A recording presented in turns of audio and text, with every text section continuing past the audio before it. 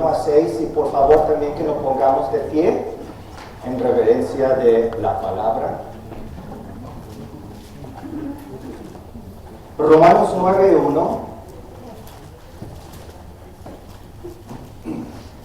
dice: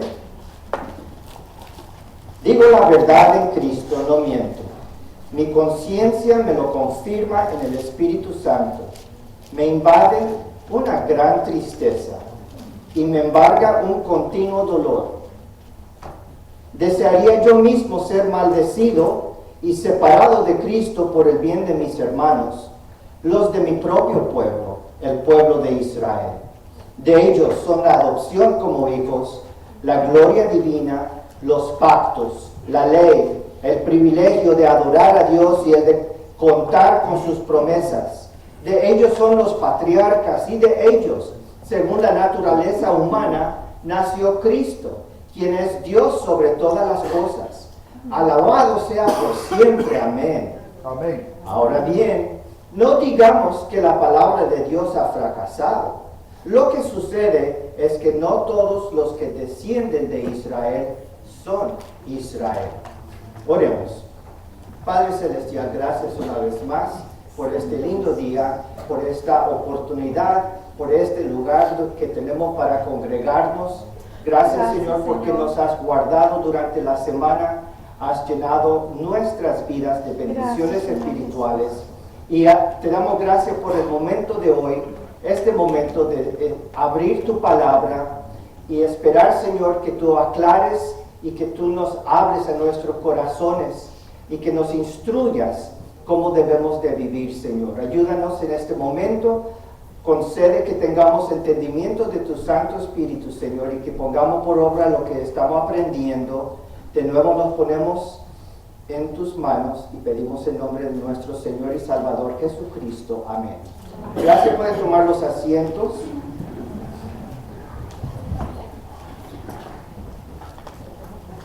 ¿Cuáles son algunas pruebas que Dios existe? Algunas pruebas que Dios existe. Hay muchas pruebas tradicionales, por ejemplo, la existencia del universo. Si Dios no extendió los cielos, si Dios no estableció el universo, ¿cómo llegaría a ser? O tenemos el diseño que encontramos en el universo, es otra prueba. O la conciencia humana, el ser humano sabe en su conciencia lo que es correcto, lo que no es correcto por lo general. El predicador David Jeremiah, él provee en su libro 3 pruebas que Dios existe. Número 1, las vidas transformadas por el Evangelio. Número 2, el diseño de la naturaleza. Y número 3, Israel y la profecía bíblica. Israel y la profecía bíblica. Estamos viviendo en un tiempo emocionante, donde cosas profetizadas en la Biblia estamos mirando poco a poco que se están realizando en nuestros tiempos. Y él provee en su libro 7 predicciones, profecías de la Biblia que se han cumplido en cuanto a Israel. Por ejemplo, número 1, Moisés profetizó de Israel su dispersión entre todas las naciones, y eso ha sucedido. Y también su persecución a los lugares donde haya sido dispersos, ahí han sido perseguidos los judíos. Eso ha sucedido.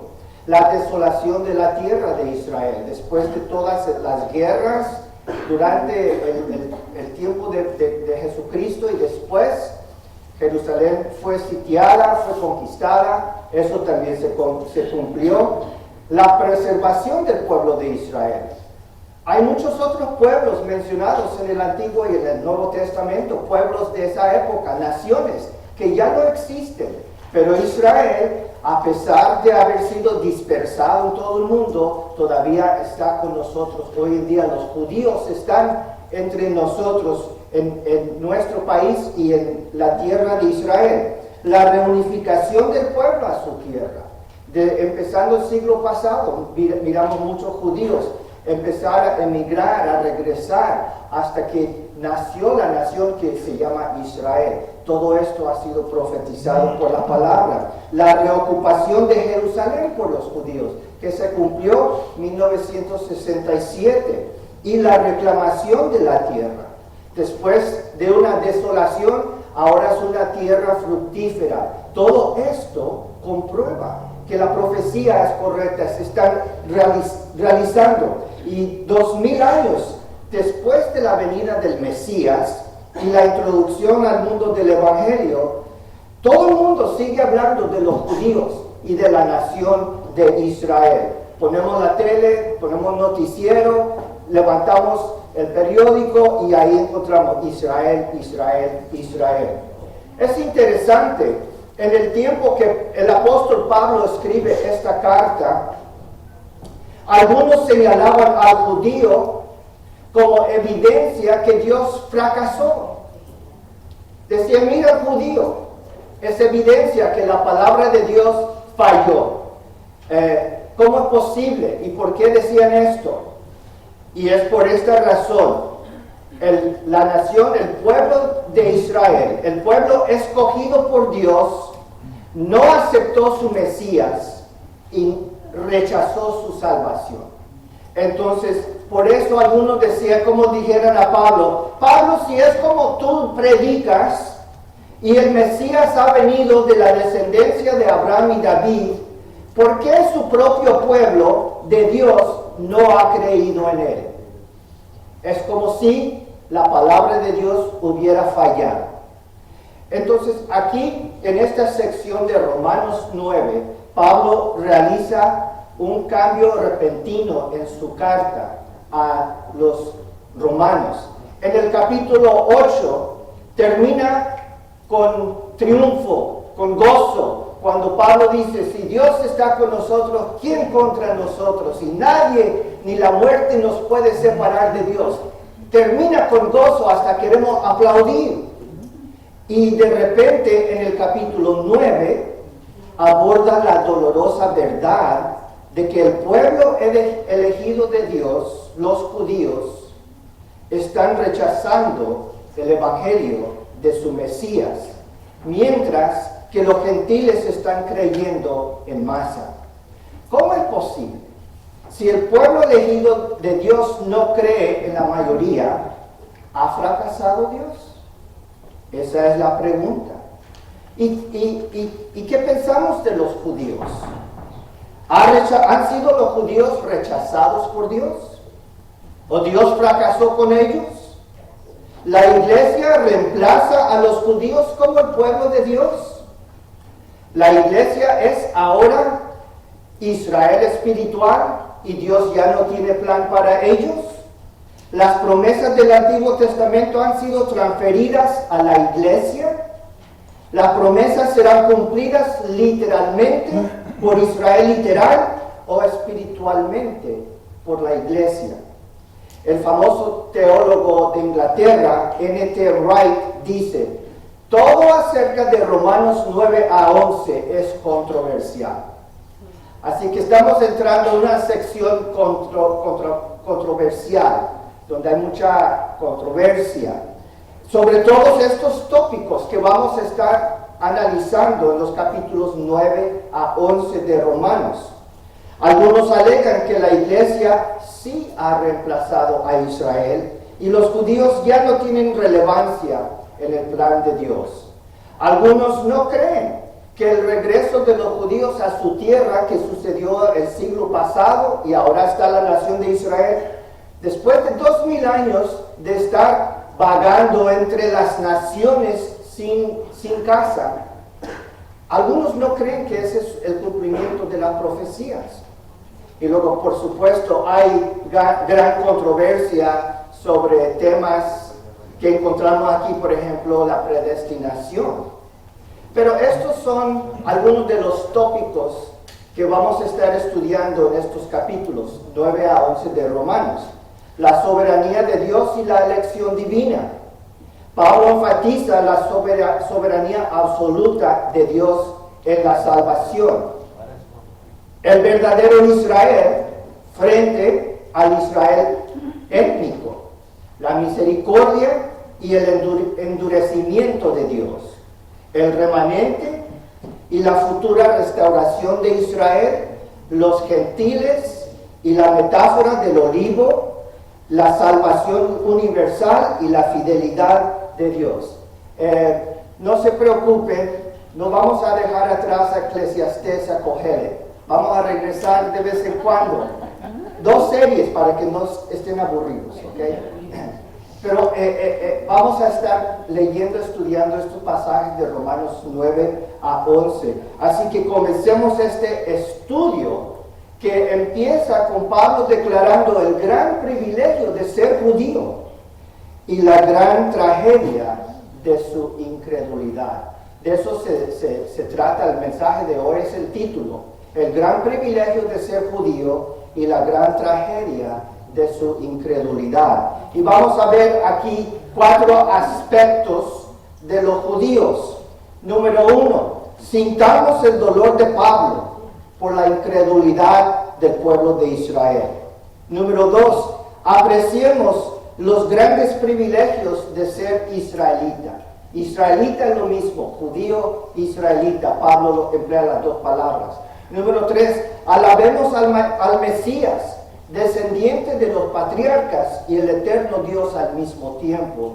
Y número 4, reconozcamos la verdad que no obstante la incredulidad de los israelitas, Dios no ha fracasado. Dios no ha fracasado. ¿Listos? ¿Sí? ¿Tienen ahí sus Biblias? Vamos a la primera verdad. Sintamos el dolor de Pablo por la incredulidad del pueblo de Israel. Pablo dice, verso 1 del capítulo 9, digo la verdad en Cristo, no miento. Mi conciencia me lo confirma en el Espíritu Santo, me invade una gran tristeza y me embarga un continuo dolor. Desearía yo mismo ser maldecido y separado de Cristo por el bien de mis hermanos, los de mi propio pueblo, el pueblo de Israel.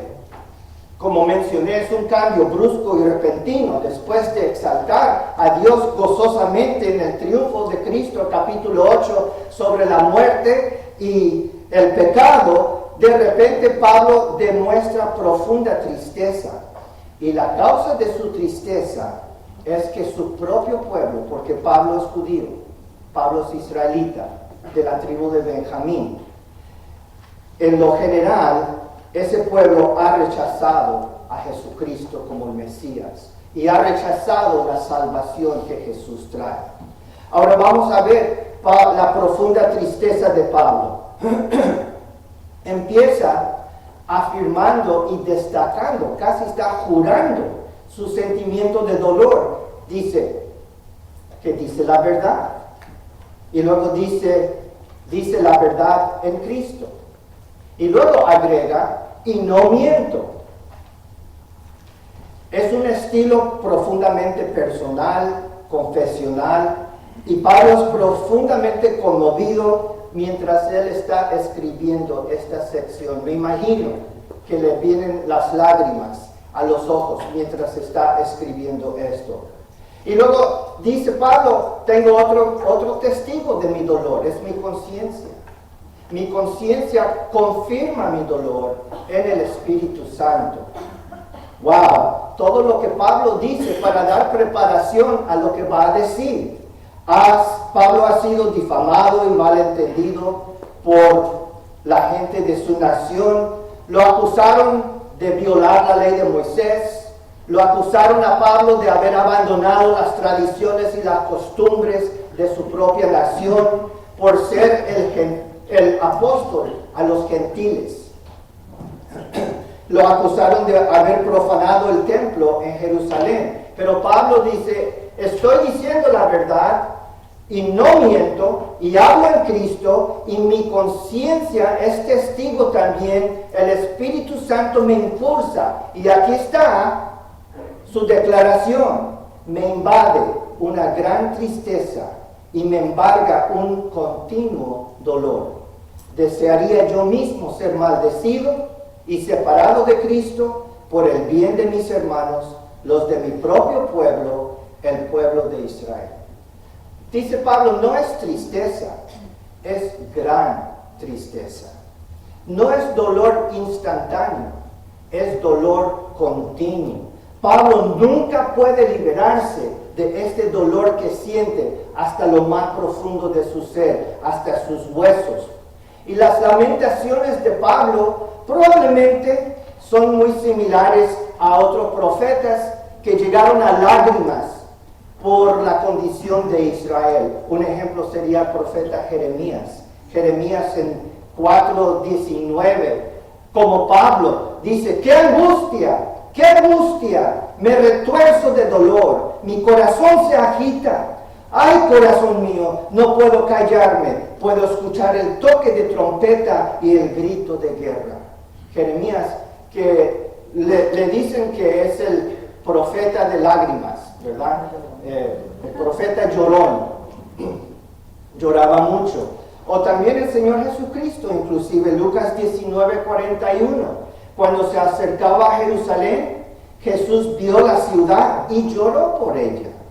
Dijo, cómo quisiera que hoy supieras lo que te puede traer paz, pero eso ahora está oculto a tus ojos. El dolor que Pablo siente por su nación de Israel es tan grande que él quisiera ser maldecido. La palabra griega anatema, tal vez han escuchado esa palabra anatema, un objeto de maldición y separado de Cristo, si esto pudiera cambiar la situación. Eso es grande. ¿Cuántos aquí podrían decir, yo quiero ser separado de Cristo para salvar a mi pueblo?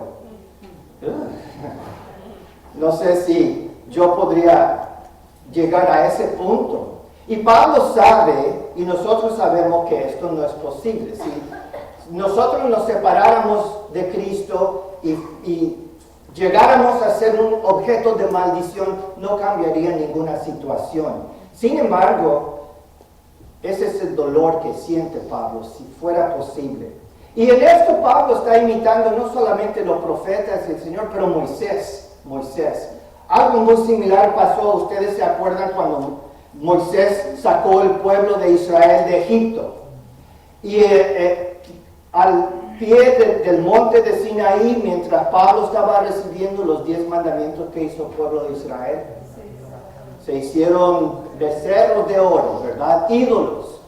Y después de todo eso se enfureció Dios por el pueblo de Israel. Dice en Éxodo 32:30, al día siguiente Moisés dijo a los israelitas, ustedes han cometido un gran pecado, pero voy a subir ahora para reunirme con el Señor y tal vez logre yo que Dios perdone su pecado. Volvió entonces Moisés para hablar con el Señor y le dijo, ¿qué pecado tan grande ha cometido este pueblo al hacerse dioses de oro? Sin embargo, yo te ruego que perdones su pecado. Pero si no vas a perdonarlos, borra del libro lo que has escrito. El Señor respondió a Moisés, solo borraré de mi libro a quien haya pecado contra mí. Tú ve y lleva al pueblo al lugar del que te hablé. Así que Moisés logró el perdón, pero Dios no aceptó su oferta, que su nombre de Moisés fuera borrado del libro, que es el libro de los nombres de los salvos. Dios dijo, solo borro el nombre de aquel que pecó contra mí. Así que Pablo está imitando a Moisés, imita a Jesucristo, porque sabemos el único que podría ser separado de Dios y llegar a ser objeto de maldición para salvar a un pueblo. ¿Quién sería? El Señor Jesucristo es el único. Y que gracias a Dios que el Señor Jesucristo tuvo el mismo sentir de Pablo, pero también tenía el poder, porque Él vivió sin pecado. Y cuando llegó a la cruz, a ser un objeto de maldición en la cruz por nosotros, y ser separado de Dios por nosotros, logró salvarnos, a salvar a los que creen en su nombre. Amén. Amén. Que somos nosotros que creemos que Jesús murió en nuestro lugar. La declaración de Pablo entonces presupone que Israel, el pueblo que Dios escogió, ahora está separado de Dios. Israel, en lo general, no son salvos, no han sido perdonados y están bajo la ira de Dios porque rechazaron la salvación que Dios trajo por medio de su nación. Están bajo la ira de Dios como cualquier pagano que vive en rebelión e idolatría. Y antes de seguir adelante, hacemos la pausa para preguntar cuál debe ser nuestra actitud.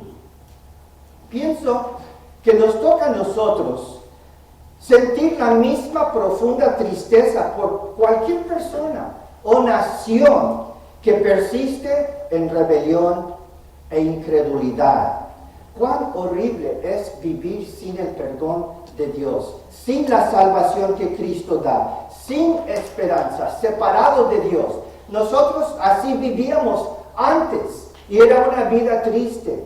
Y no importa las personas que no tienen a Cristo, aunque sonríen y se vean felices, es solo por la ignorancia que hay en ellos. No saben que están bajo la sentencia de muerte y condenación. Debe provocar tristeza en nosotros. Tristeza por cualquier nación o por la nación que Dios haya puesto en su corazón. Tal vez alguno, como Pablo era judío y sentía tristeza por su nación judía, tal vez los venezolanos pueden sentir tristeza por Venezuela, los que todavía no conocen, o los mexicanos, o los cubanos, donde seamos, los de Estados Unidos, podemos sentir y debemos sentir la misma tristeza por los que viven sin Cristo. Y esto fue lo que provocó, este dolor profundo fue lo que provocó a tantos misioneros. Dios puso en el corazón de Hudson Taylor, por ejemplo, la gente china, y Hudson Taylor, misionero británico que fundó la misión del interior de China, dedicó su vida, abandonó su familia y todo lo que es cómodo para vivir en China y predicar el evangelio buscando la salvación de los chinos. De la misma manera, Amy Carmichael, misionera irlandesa en la India, William Carey, que se llama el padre de las misiones modernas, misionero que fue a la India y fundó la Sociedad Misionera Bautista, Adoniram Judson, Jim Elliot, el misionero a los indígenas de Ecuador que murió como mártir después de haber escrito en su cuaderno: no es tonto quien da lo que no puede conservar para obtener aquello que no puede perder. Y murió predicando el evangelio. Todos ellos sintieron este dolor profundo que Pablo sintió y dejaron la vida cómoda, dejaron familia, dejaron todo lo que conocían para predicar el evangelio por el dolor continuo que sentían. El dolor profundo los impulsó a viajar lejos. Algunos sintieron dolor por los chinos, otros por los indios, otros por las tribus de África. Dios puso ese dolor en ellos. Pero ¿saben qué? No tenemos que viajar tan lejos tampoco. Si Dios pone en nosotros también dolor hasta lo más profundo, por nuestros vecinos, por la gente con quienes trabajamos, la gente alrededor de nosotros que vive en incredulidad y no han conocido a Jesucristo, debemos de sentir ese mismo dolor porque están tan perdidos como los judíos que Pablo describe. Sintamos tristeza también, principalmente por los judíos. Los judíos que siguen siendo pueblo escogido de Dios, a pesar de su obstinación como nación. y Pablo sabe que algunos judíos han creído, son algunos pocos. En la nación por lo regular no, pero hay algunos en cada generación que han creído. Pablo, el primer misionero de hacer viajes misioneros, cruzando mares y montañas para predicar el evangelio, al llegar a cualquier ciudad, ¿a dónde iba Pablo primero? a la sinagoga. Y Pablo dice en Romanos 10:1, hermanos, el deseo de mi corazón y mi oración a Dios por los israelitas es que lleguen a ser salvos. Y en Romanos 1:16 dijo, a la verdad no me avergüenzo del Evangelio, pues es poder de Dios para la salvación de todos los que creen, de los judíos primeramente, pero también de los que no son judíos.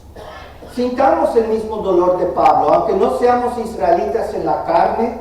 Cuán triste es que los hermanos de Jesucristo en la carne siguen rechazando y desconociendo a su Mesías, al Salvador que Dios les envió. Sigamos orando por ellos, pidiendo protección de sus enemigos y que tengan ojos para ver y oídos para oír y un corazón receptivo al Evangelio de Jesucristo. Sintamos el dolor de Pablo por la incredulidad del pueblo de Israel.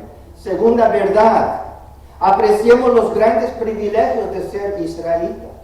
Apreciemos los grandes privilegios de ser israelita. Pablo dice, de ellos, hablando de los israelitas, los judíos, de ellos son la adopción como hijos, la gloria divina, los pactos, la ley, el privilegio de adorar a Dios y el de contar con sus promesas. De ellos son los patriarcas y de ellos, según la naturaleza humana, nació Cristo. Ahora, Pablo enseña que nosotros como gentiles no debemos de sentir superioridad sobre los judíos, no obstante su rebelión actual. Dios los ha escogido y ellos han bendecido grandemente al mundo. Pablo enumera aquí 8 privilegios de ser israelita. Número 1 dice la adopción como hijos. Israel fue conocido por Dios como su hijo. Oseas 11:1. Desde que Israel era niño, dice Dios, yo lo amé. De Egipto llamé a mi hijo, por cuanto más lo llamaba, más se alejaba de mí. De todas las naciones del mundo, Dios adoptó a este pueblo como su propio hijo. Pero aún así, Oseas dice, está en el ADN de los judíos de alejarse de Dios. Dios los llamó y ellos se alejaban. No hay ninguna otra nación que pueda decir como Israel, Dios es mi Padre. Estados Unidos no lo puede decir, tampoco Inglaterra, ni México, ni España. Solo la nación de Israel, los judíos pueden decir, somos todos la nación que es el Hijo de Dios. Por eso es tan especial lo que Pablo escribió poco antes, en el capítulo 8, a judíos y gentiles que son parte de la iglesia. Cuando dice Pablo en Romanos 8:14, todos los que son guiados por el Espíritu de Dios son hijos de Dios. Y ustedes no recibieron un espíritu que de nuevo los esclavice al miedo, sino el espíritu que los adopta como hijos y les permite clamar, Abba Padre. Lo que fue de Israel como nación, ahora puede ser posible personalmente. Cada uno que cree en Cristo dice que recibe el espíritu de adopción como hijos. Qué especial privilegio cuando lo ponemos en el contexto de Israel como hijo de Dios. Número 2, dice Pablo, no solamente la adopción como hijo, sino la gloria divina. ¿Cuál es la gloria divina? Esa palabra en el Antiguo Testamento, gloria, tiene un significado muy especial. ¿Cuál es? Es la presencia visible de Dios. La presencia visible de Dios. En Éxodo 40 y verso 34 dice, en ese instante la nube cubrió la tienda de reunión y la gloria del Señor llenó el santuario. Gloria.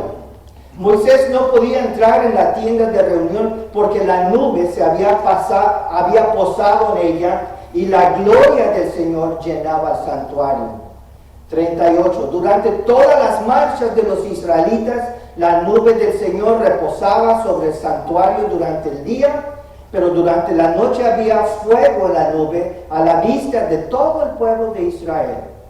Por medio del templo, primero el santuario, la tienda de reunión y después en Jerusalén el templo, por medio del templo, los israelitas tenían acceso directo y personal al único Dios y creador del universo.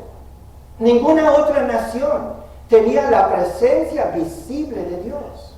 Imaginen estar caminando en el desierto y mirar atrás o mirar enfrente y ahí va el tabernáculo, la tienda donde Dios vivía y encima la nube que representaba que Dios estaba con ellos. Ninguna otra nación gozaba este acceso. Pero otra vez, digo, como creyentes del nuevo pacto, tenemos ese mismo acceso a la gloria. Dice Pablo en Romanos 5. En consecuencia, ya que hemos sido justificados mediante la fe, tenemos paz con Dios por medio de nuestro Señor Jesucristo. También por medio de Él y mediante la fe tenemos acceso a esta gracia, en la cual nos mantenemos firmes. Así que nos regocijamos en la esperanza de alcanzar la gloria de Dios. Qué bonito que algunas de estas promesas que eran para Israel ahora han sido expandidas para también alcanzar a tanto judíos como gentiles que creen en Jesucristo, sus vidas son transformadas y llegan a ser parte de la iglesia. Número 3 dice Pablo, privilegio de ser judío, los pactos. ¿Cuántos pactos había? Hay muchos pactos en el Antiguo Testamento. Nosotros pensamos que solamente eran 2, Antiguo y Nuevo, pero son muchos. Dios hizo pacto con Abraham, después Dios hizo el mismo pacto con Isaac, su hijo, y después con Jacob. Génesis 17, verso 1. Cuando Abraham tenía 99 años, el Señor se apareció y dijo, yo soy el Dios Todopoderoso, anda delante de mí y sé íntegro. Así confirmaré mi pacto contigo y multiplicaré tu descendencia en gran manera. Al oír que Dios le hablaba, Abraham cayó rostro en tierra y Dios continuó diciendo, este es el pacto que establezco contigo. Tú serás el padre de una multitud de naciones. Ya no te llamarás Abraham, sino que de ahora en adelante tu nombre será Abraham, porque te he confirmado como padre de muchas naciones. Te haré tan fecundo que de ti saldrán reyes y naciones. Estableceré mi pacto contigo y con tu descendencia como pacto eterno por todas las generaciones. Yo seré tu Dios y el Dios de tus descendientes. A ti y a tu descendencia daré en posesión perpetua toda la tierra de Canaán, donde ahora vives como extranjero, y yo seré su Dios. El pacto que Dios hizo con Abraham incluye ¿cuáles aspectos? Una relación especial con Dios, porque dice, yo seré tu Dios y ustedes serán mi pueblo. De nadie más Dios dijo esto, solamente a los descendientes de Abraham bajo este pacto. También una descendencia. Abraham va a tener descendencia que va a continuar. Esa descendencia continúa hasta hoy en día. Dios hizo este pacto con Abraham hace por lo menos 4,000 años y los judíos están aquí todavía. Dios es fiel a sus promesas. Y a pesar de que los judíos han sido perseguidos y Adolfo Hitler mató a 6 millones, no acabó con ellos porque no pudo acabar con ellos, porque Dios prometió a Abraham descendencia. Y número 3, tierra, la tierra de Canaán, en posesión perpetua. Y Abraham sí llegó a ser padre de una multitud de naciones, ismaelitas, edomitas, madianitas y otras tribus. Pero la promesa que Dios dio a Abraham, Dios solamente se la repitió a su hijo Isaac, no a Ismael. Y después repitió la promesa a su hijo de Isaac, Jacob, no a Esaú. Éxodo 6:2. En otra ocasión Dios habló con Moisés y dijo, yo soy el Señor, me aparecí a Abraham, a Isaac y a Jacob bajo el nombre de Dios Todopoderoso, pero no les revelé mi verdadero nombre, que es el Señor. También con ellos confirmé mi pacto de darles la tierra de Canaán, donde residieron como forasteros. He oído además el quejido de los israelitas, a quienes los egipcios han esclavizado, y he recordado mi pacto. Ese es el pacto con Abraham, Isaac y Jacob. ¿Cuál es otro pacto que encontramos? El pacto con Moisés. El pacto con Moisés. Estamos hablando pactos que abarcan Israel, precisamente. En Éxodo 19, desde ahí lo llamó el Señor y le dijo, anúnciale esto al pueblo de Jacob, declárale esto al pueblo de Israel. Ustedes son testigos de lo que hice con Egipto y de que los he traído hacia mí como sobre alas de águilas.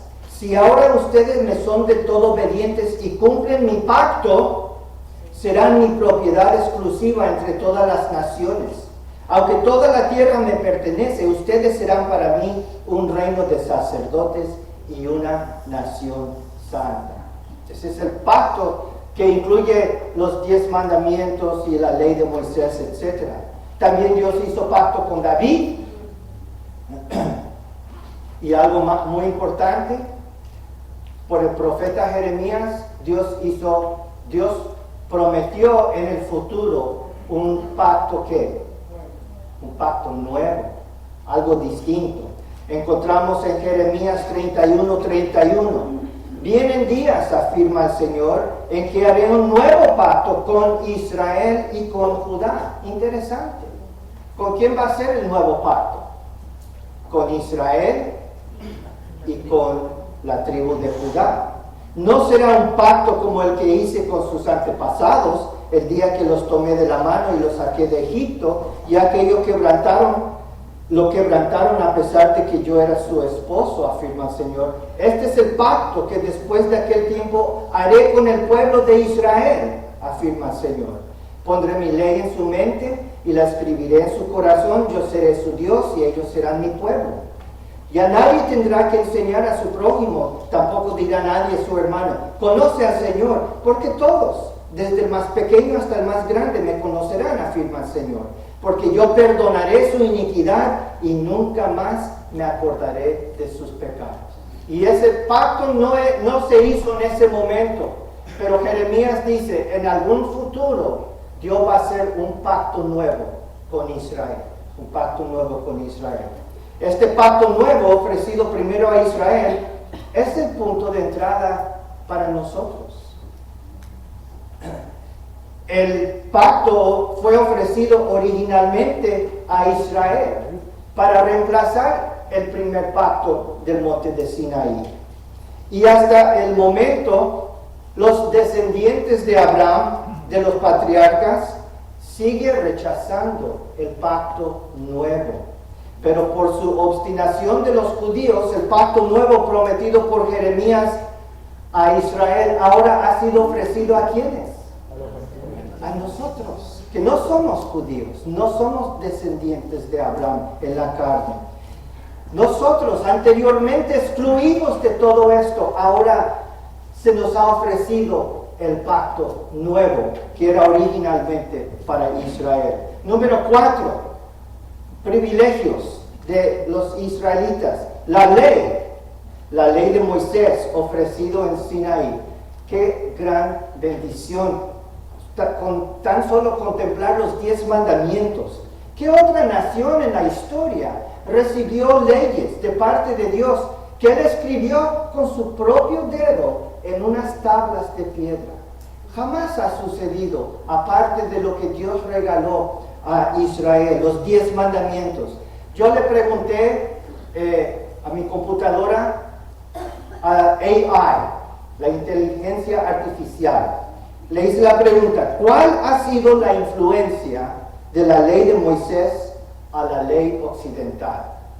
Y me dice, la ley de Moisés, también conocida como el Código Mosaico, ha influido significativamente en el desarrollo de los sistemas legales occidentales, particularmente en las áreas del derecho penal, los derechos de propiedad y los principios de justicia.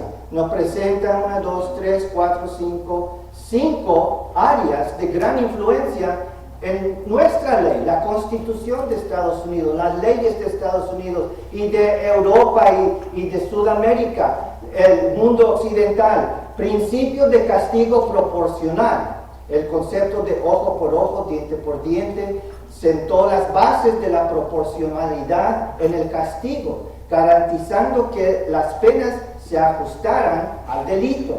Esta idea persiste en los sistemas legales modernos. Responsabilidad objetiva, responsabilidad individual, protección de los derechos de propiedad, mandamientos como no robarás y leyes detalladas sobre la propiedad y la restitución contribuyeron a dar forma al derecho de propiedad y contractual moderno.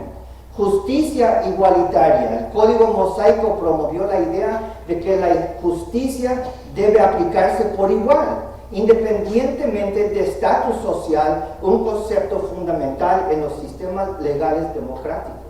Conclusión, el Código Mosaico aportó principios éticos y legales perdurables que continúan influyendo en la jurisprudencia moderna. O sea que nosotros hemos recibido del bien que Dios le dio al pueblo de Israel. Las leyes han llegado a ser leyes justas a la base de nuestra Constitución aquí en Estados Unidos y en todo el mundo. Se han puesto a contemplar cuánto Dios ha bendecido al mundo a través de la nación de Israel.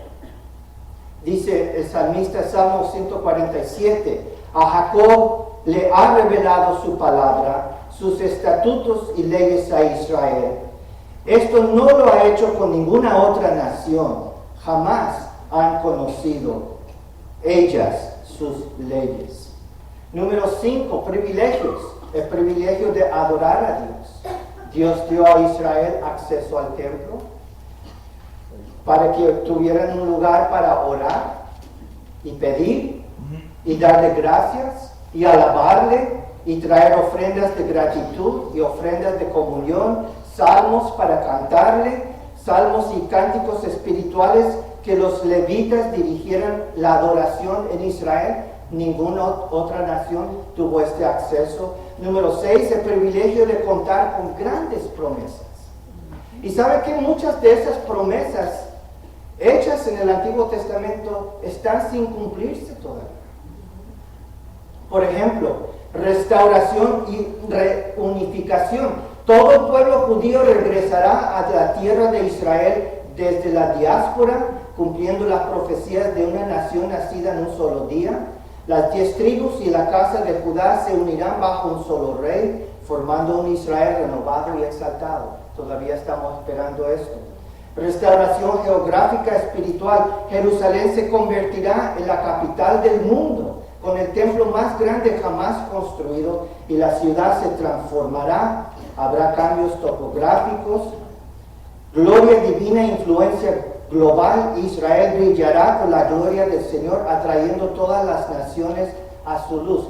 ¡Cuán bellas promesas tiene el pueblo de Israel! Que están muchas sin cumplirse. Promesas dadas por los profetas de Israel. Número 7, privilegio de ser descendientes de los patriarcas. ¿Quiénes son los patriarcas? Abraham, Isaac, Jacob. Y número 8, el privilegio de ser la nación que le dio al Mesías su naturaleza humana. Desde la ruina y el desastre en el huerto de Edén, Dios prometió: la simiente de la mujer aplastará la cabeza de la serpiente. Y Él prometió un ser humano vendría para derrotar a Satanás, la semilla de la mujer, y Dios empezó a elegir personas individuales. Eligió a Abraham, y a Isaac, y a Jacob, a Judá, a Boz, Obed, Isaí, David, Natán, Melquí, Leví, Matat, Elí, José, y estoy leyendo de la genealogía de Lucas 3:23, por fin María. Cuán enorme ha sido la influencia de este pequeño país. Deuteronomio 7:7. El Señor, dice Dios a Israel, sintió afecto por ti y te eligió, aunque no eras el pueblo más numeroso, sino el más insignificante de todos. El Señor te ama y quería cumplir su juramento a tus antepasados. Por esto te rescató de la esclavitud, del poder del faraón, el rey de Egipto, y te sacó con gran despliegue de la fuerza. Esta nación ha sido preservada durante 2000 años. ¿Dónde están las otras naciones de la Biblia? ¿Dónde están los egipcios antiguos que hicieron pintaron esos dibujos tan bonitos, desaparecieron? Los moabitas, los asirios, los babilonios han desaparecido, pero Israel, vagando entre las naciones, dispersados los judíos en todo el mundo, han vuelto en parte a su tierra y ellos permanecen hasta hoy en día. Y han tenido gran influencia en el mundo. Los judíos han logrado grandes cosas a lo largo de su historia. Dice un artículo que encontré sobre se llama Middle East Facts and Details. Aunque representan alrededor de 0.2% de la población mundial, ni siquiera 1%, 0.2% de la población global, y nunca superaron el 2%, sus contribuciones a la ciencia, la filosofía y otros campos superan con creces su proporción demográfica. Los judíos han ganado 22% de los premios Nobel del mundo. Son 0.2% de la población y han ganado 22% de los premios Nobel, incluyendo muchos en física, química, medicina, economía y literatura. Es un logro extraordinario considerando su número. Dado que constituyen un porcentaje tan pequeño de la población mundial, su proporción de ganadores es 110 veces mayor que su proporción en la población mundial. Entre los judíos más famosos e influyentes de todos los tiempos se encuentran Moisés, David, Salomón, Jesucristo.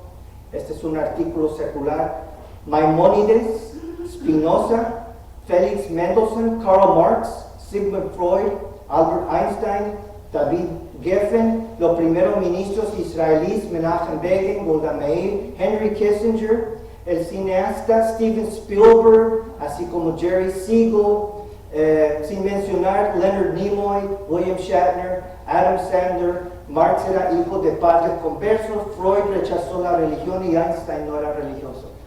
Y más, todos esos nombres más famosos son judíos que han influido mucho en este mundo. Así que apreciemos los grandes privilegios de ser israelita. Número 3, alabemos al Mesías, descendiente de los patriarcas y el eterno Dios al mismo tiempo. Verso 5 dice Pablo, de ellos son los patriarcas y de ellos según la naturaleza humana nació Cristo, quien es Dios sobre todas las cosas, alabado sea por siempre. Amén.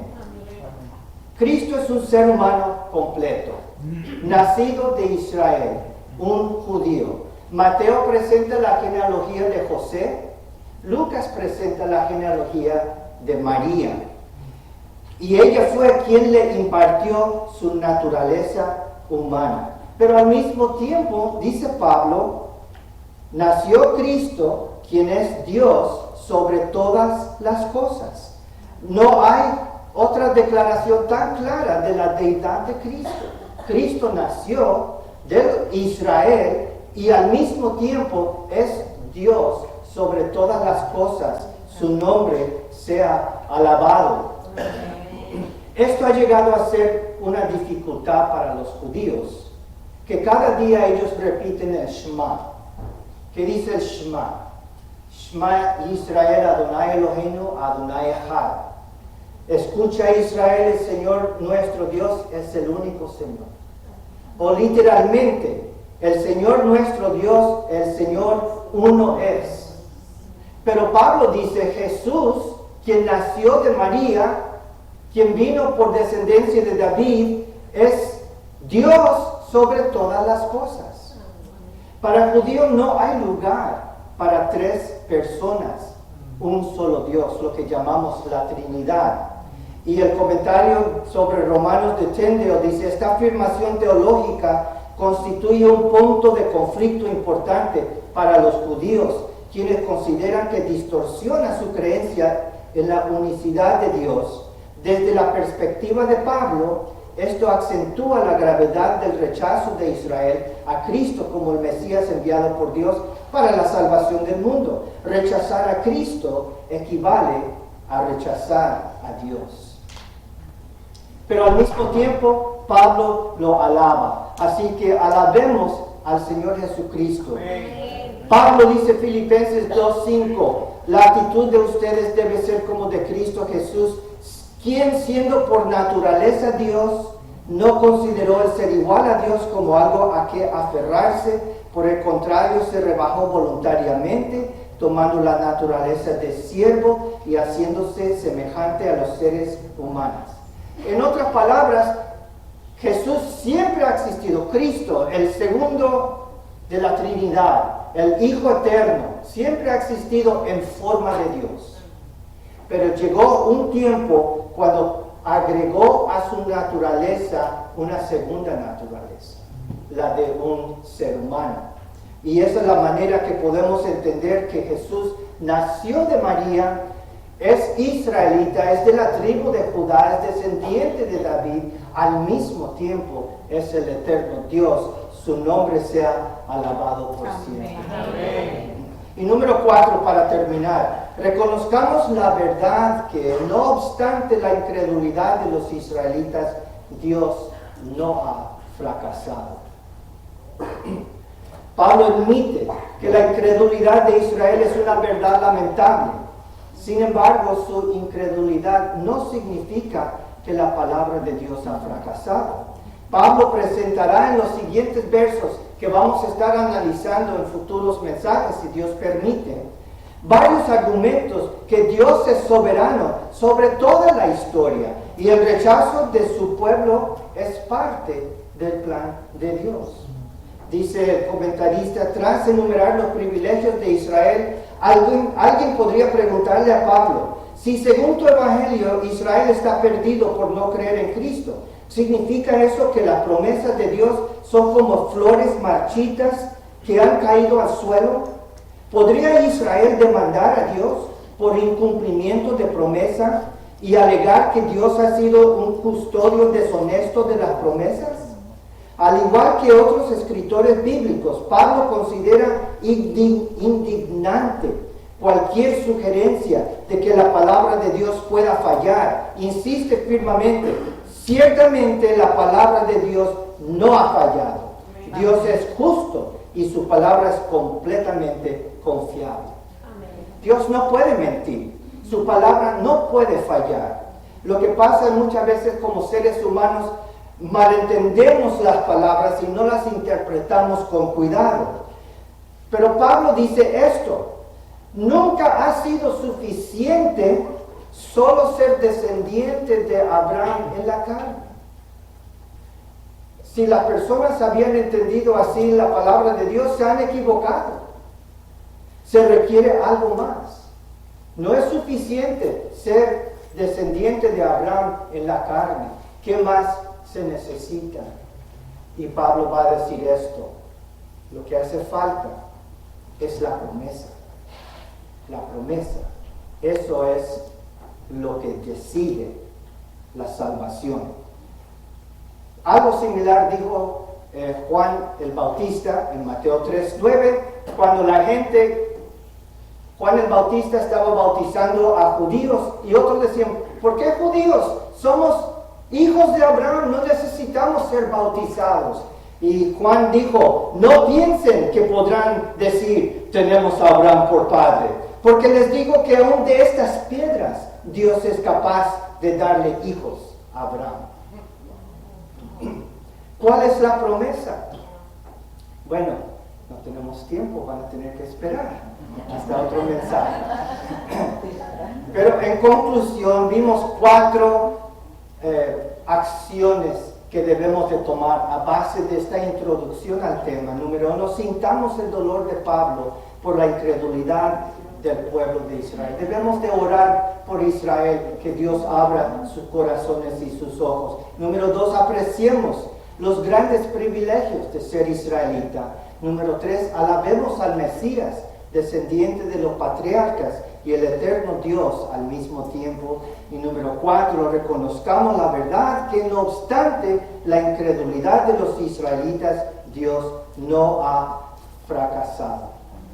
Esta tarde, vea cualquier noticiero, Fox News, Univision, CNN, y hallarás cantidades de titulares que mencionan a Israel.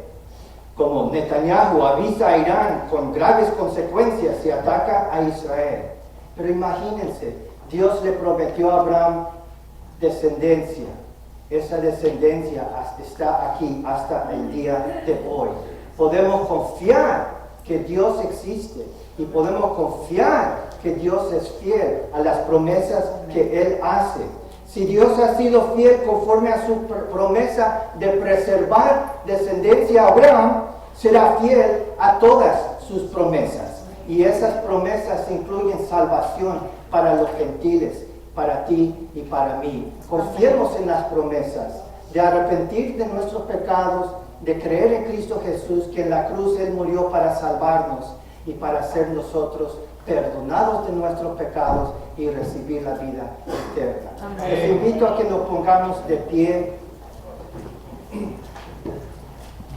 Padre Celestial, gracias por las promesas. Amén. Las promesas que le diste a Abraham y a Isaac y Jacob, a Moisés, a David, se han cumplido, excepto algunas promesas que todavía, porque no hemos llegado a los finales tiempos.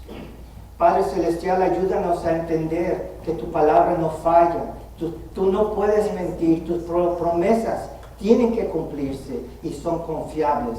Y ayuda, Señor, si hay alguien aquí de visita o alguien que escucha, Señor, y no ha confiado en tus promesas de salvación a través del Mesías, Cristo Jesús, que hoy sea el momento que incline su rostro y que diga: Señor, soy un pecador indigno, te invito a mi corazón, sálvame, yo creo en ti y creo en tus promesas en Cristo Jesús. En el nombre de nuestro Señor y Salvador. Amén. Dios te bendiga.